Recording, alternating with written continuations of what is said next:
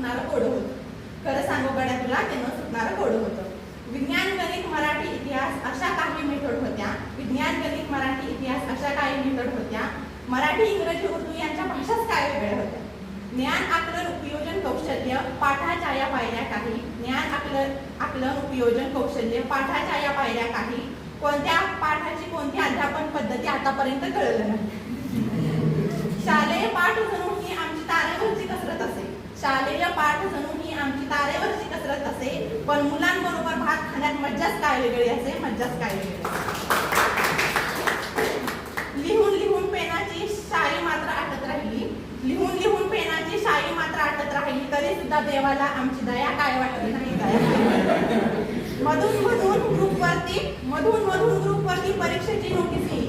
मधून ग्रुपवरती परीक्षेची नोटीस येईल. पास कर द्यावं फक्त एवढीच असते. यामध्ये सर्व गुरु आमचे मार्गदर्शक होते. हे सगळं गणित सोडवत असताना ना आमचे जे गुरु आहेत आमचे मार्गदर्शक होते बरं का. यामध्ये सर्व गुरु आमचे मार्गदर्शक होते. आमच्याप्रमाणे त्यांनी कोडं सोडवायला प्रयत्न मात्र करीत होते. सुटतय म्हणत जीवाची पाक दमछाक झाली. सुटतय म्हणत जीवाची पाक दमछाक झाली. सोडवत आणलं सगळं तरी अजून एक पायरी राहिली. त्याच पायरीच्या टोकावर आता आपण बसूया. नेमकं चुकतंय कुठं यावर डोकं थोडं लढवूया.